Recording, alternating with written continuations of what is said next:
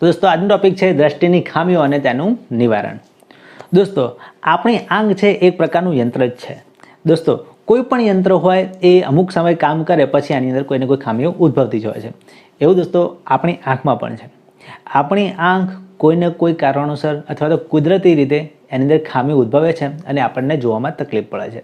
મિત્રો મોટાભાગે કોઈ વ્યક્તિ હોય એની ઉંમર વધી જાય તો વધતી ઉંમર સાથે આંખની અંદર નંબર આવવા, ચશ્મા આવવા એવી ઘટનાઓ બનતી હોય છે। એટલે આંખમાં કોઈને કોઈ પ્રકારની ખામી ઉદ્ભવતી હોય છે। પણ દોસ્તો ઘણી વખત અકસ્માત કે એવી કોઈ ઘટના બને તો પણ આંખને ઈજા થાય તો એમાં ખામી ઉદ્ભવી શકે છે। દોસ્તો ચાલો જે આંખ છે આંખની જુદી જુદી ખામીઓ જોઈએ।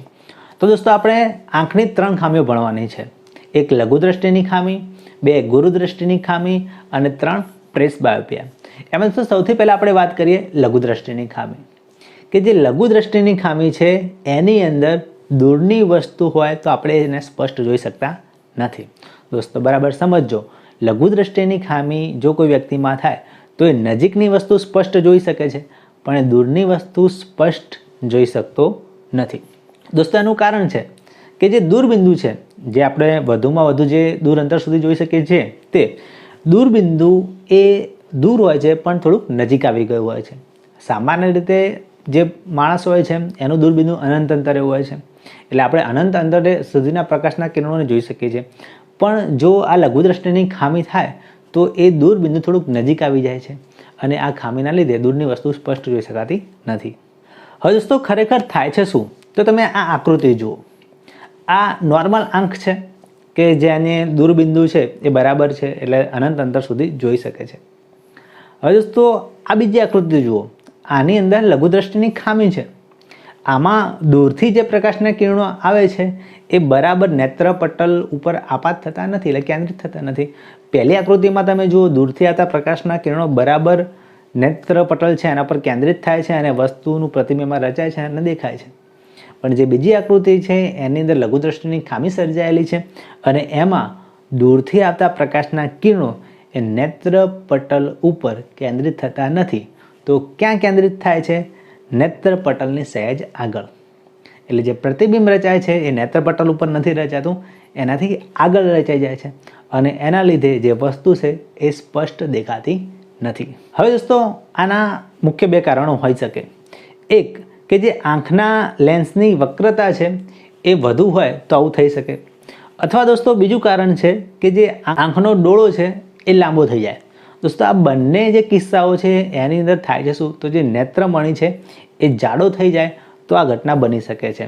દોસ્તો વક્રતા વધી જાય તો પણ નેત્રમણિ છે એ જાડો થઈ શકે છે અને દોસ્તો જે આંખનો ડોળો છે એ લાંબો થઈ જાય ત્યારે પણ જો નેત્રમણિ જાડો થઈ જાય તો આ પ્રકારની લઘુ દ્રષ્ટિની ખામી એમાં સર્જાય છે। દોસ્તો આ ખામીનું એક જ નિવારણ છે કે જો કોઈ વ્યક્તિને આ પ્રકારની ખામી થયેલી હોય તો એને યોગ્ય પાવરવાળો અંતર્ગોળ લેન્સ હોય એના ચશ્મા બનાવીને પહેરે તો આ પ્રકારની ખામીનું નિવારણ કરી શકાય છે। હવે દોસ્તો બીજી ખામી જોઈએ એ છે ગુરુ દ્રષ્ટિની ખામી। દોસ્તો ગુરુ દ્રષ્ટિની ખામી એ લઘુ દ્રષ્ટિની ખામી કરતાં ઉલટી છે।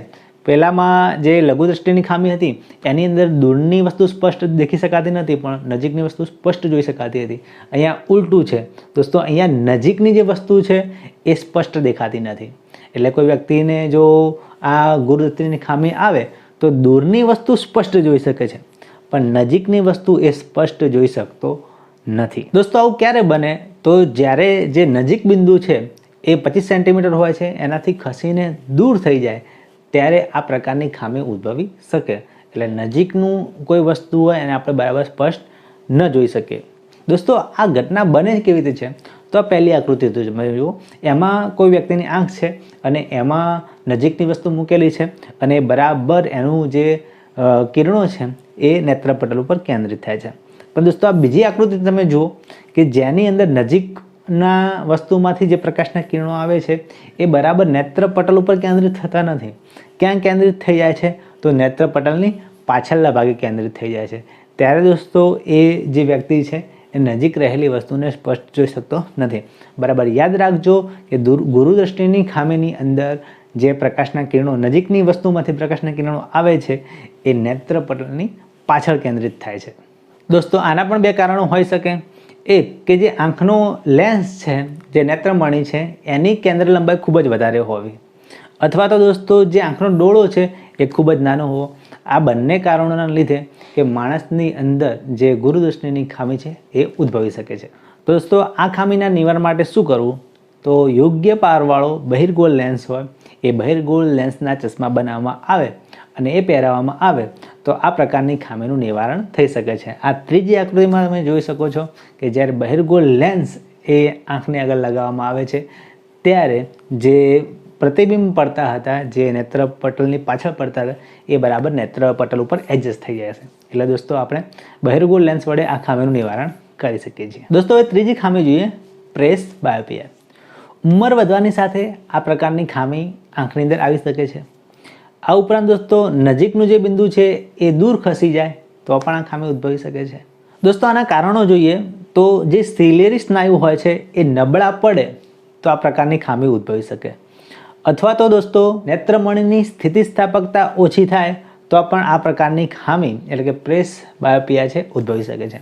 દોસ્તો પ્રેસ બાયોપિયા છે એ પ્રકારની ખામી છે કે જેની અંદર લઘુદ્રષ્ટિની ખામી પણ આવી જાય છે અને ગુરુદ્રષ્ટિની ખામી પણ આવી જાય છે.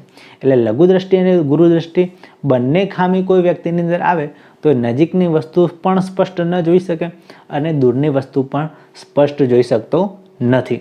દોસ્તો આના નિવારણ કરવા માટે દ્વિકેન્દ્રી લેન્સ એટલે કે બાયફોકલ લેન્સનો ઉપયોગ કરવામાં આવે છે. બાયફોકલ લેન્સ એટલે શું? દોસ્તો એવો લેન્સ હોય કે જેની અંદર બહિર્ગોળ લેન્સ પણ આવી જાય અને અંતર્ગોળ લેન્સ પણ આવી જાય. મોટાભાગે દોસ્તો આ પ્રકારનો જે બાયફોકલ લેન્સ હોય છે એની અંદર જે ચશ્મા હોય છે એનો મોટો જે કાચ હોય છે એ અંતર્ગોળ લેન્સનો બનાવવામાં આવે છે અને આગળ નાનો થોડોક ભાગ બહિર્ગોળ લેન્સનો રાખવામાં આવે છે. એટલે જે વ્યક્તિને આ પ્રકારની પ્રેસ બાયોપિયાની ખામી હોય એ પ્રકારના ચશ્મા પહેરે તો જ્યારે ઉપરથી જોવે છે ત્યારે અંતર્ગોળ લેન્સ કામમાં આવે છે અને દૂરની વસ્તુને સ્પષ્ટ જોઈ શકે છે. અને જ્યારે નજીકની કોઈ વસ્તુ જોવાની હોય, જેમ કે છાપું વાંચવાનું હોય, ત્યારે આનો આગળનો જે બહિર્ગોળ ભાગ છે એ કામમાં આવે છે એટલે નજીકની વસ્તુ પણ સ્પષ્ટ જોઈ શકે છે. હવે દોસ્તો આ બધી જે ખામીઓની વાત કરી, લઘુદ્રષ્ટિની ખામી, ગુરુદ્રષ્ટિની ખામી અને પ્રેસ બાયોપિયા, એ બહિર્ગોળ લેન્સ કે અંતર્ગોળ લેન્સ અથવા તો બાયફોકલ લેન્સ વડે નિવારી શકાય છે. દોસ્તો આ ઉપરાંત અત્યારના સમયની અંદર કોન્ટેક્ટ લેન્સ, જે આંખની અંદર લેન્સ લગાવવાના આવે છે, એક પ્રકારના લેન્સ જ હોય છે એટલે કે બહિર્ગોળ અંતર્ગોળ લેન્સ કે બાયફોકલ લેન્સ જ હોય છે અને એ આંખમાં લગાવવામાં આવે તો પ્રકારની ખામી નિવારી શકાય છે. આ ઉપરાંત દોસ્તો અત્યારે ઓપરેશન એટલે કે શસ્ત્રક્રિયાનું પણ પ્રચલન છે. શસ્ત્રક્રિયા કરીને એટલે કે ઓપરેશન કરીને આંખોની અંદર આ પ્રકારની કોઈ ખામી ઉદ્ભવેલી હોય તો એનું પણ નિવારણ કરી શકાય છે. તો દોસ્તો આ વિડીયોમાં બસ આટલું જ. આ વિડીયો તમને કેવું લાગ્યું ચોક્કસથી જણાવજો. જો વિડીયો તમને ગમ્યો હોય તો લાઇક કરો, શેર કરો, કોમેન્ટ કરો અને જો તમે અમારી ચેનલ પર નવા હોય તો સબસ્ક્રાઈબ કરો અને બેલ આઇકનનું બટન દબાવી દો જેથી અમારા જે લેટેસ્ટ વિડીયો બને એની અપડેટ તમને મળી રહે. તો ચાલો દોસ્તો હવે આ પ્રકારના ત્રીજા ભાગમાં મળીશું. ત્યાં સુધી આવજો.